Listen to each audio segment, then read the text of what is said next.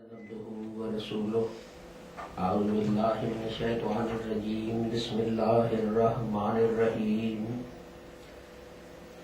I'm glad I started this thing about Hadith, but looking at Hadith as a technical subject rather than mentioning various instructions of the Holy Prophet Muhammad, because the more you get into it, the more you realize how much those people loved the Holy Prophet Muhammad.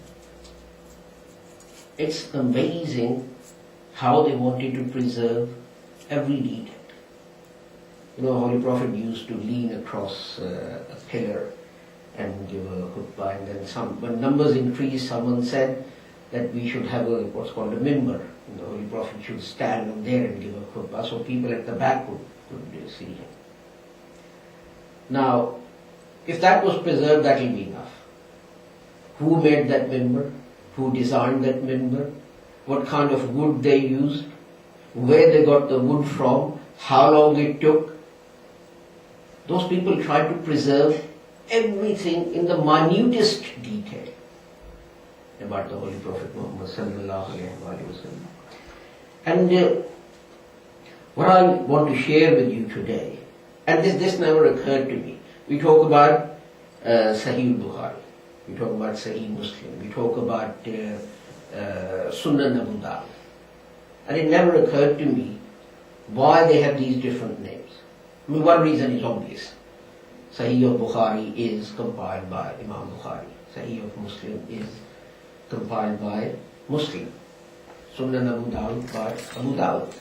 But why is one called Sahih, another one is called Sunan, another one is called Jamia, another one is called something else? What do these words added in the name of the person, what do they mean? And it occurred to me, if those people could take so much trouble about preserving details, perhaps we should take a little trouble just to try and learn about them. Now, Hadith as a subject is broken down mostly into 8 subjects or 8 branches about various topics and so on. Not all books of Hadith include all these 8 topics. So if you have a book of Hadith, whoever it is by, and someone says it's Jami, that means that if you go to that book of Hadith, you will find some saying of the Holy Prophet Muhammad on each one of those 8 topics that the science or the knowledge of Hadith is divided into. Imam Bukhari, for example, he covers all 8 topics. So his book will be called not only Sahih, but also Jami, because it has all those books on it. Now there were other compilers who said, look, it's fine that you talk about prophecies and how revelation came and so on and so forth. Perhaps the ordinary man is not interested in that. He just wants instructions about day-to-day details. How do I perform my wuzu? What zakat do I give? How do I pray? How many rakats in this prayer and how many in that one and so on? What are the Holy Prophet's instructions about that? I'm not interested about prophecies and history and all this kind of thing. So some people just compiled those, and that became known as Sunan. So you hear about Sunan Abu Dawud that I just mentioned. So in that you will find a hadith about our daily conduct, religious conduct, namaz, roza, zakat, and so on and so forth.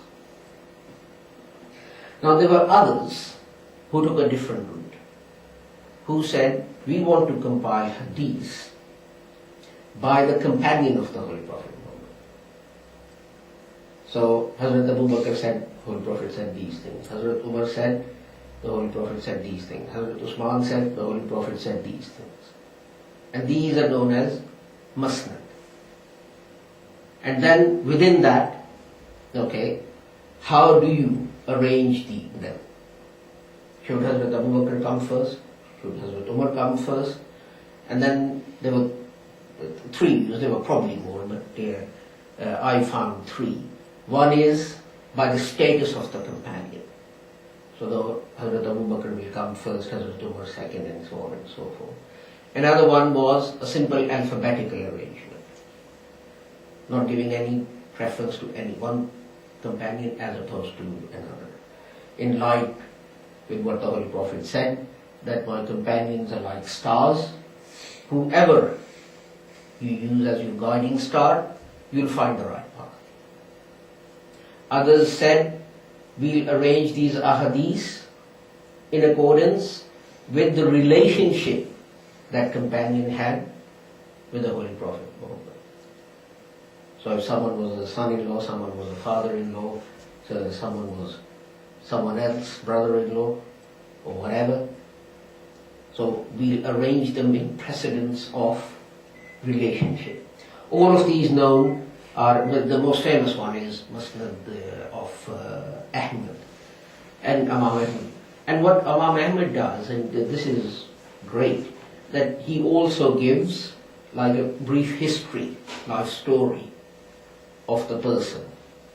And then says, Hazrat Abu Bakr, he gives a brief sketch of his life, and then a hadith. Hazrat Umar, all the other things. So,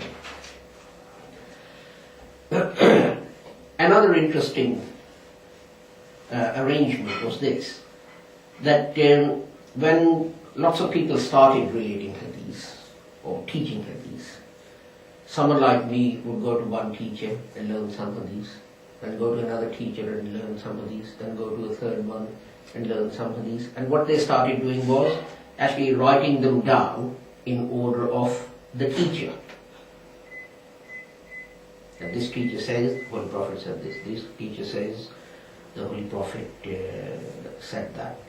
And the most famous, these were called Mujam or Majum, and the most famous of these is by Tibrani, who also did a lot of other work on history of Islam.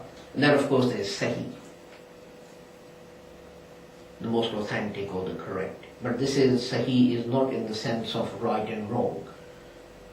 Doesn't mean to say every hadith in those books is correct and those that are not in there are wrong. Sahih means this Imam set up a standard.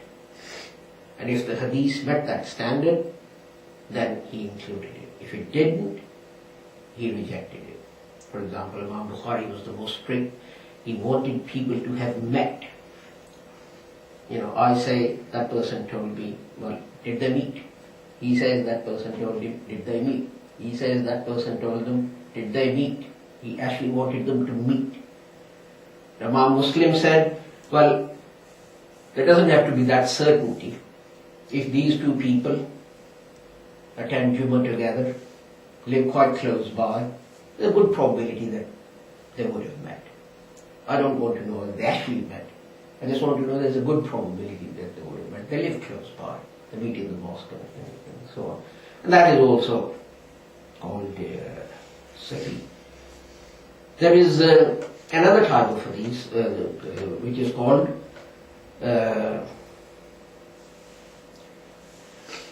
mustakhrij. That's right, mustakhrij. And that is something that's been excluded or left out. Now obviously if a hadith came to an imam and he said, this person said, that person said, that person said, that person said, Holy Prophet said this. And then there was another source which said that that person said, that person said, that person said, that person said, that person said. And the text is exactly the same. A lot of imams left out these extra ahadiths because the volumes were getting huge. And that was the only reason.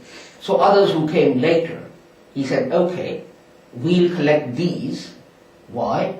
Because they support those ahadiths which have actually been collected and compiled into book form. That establishes their authenticity more because there were other sources which said exactly the same thing.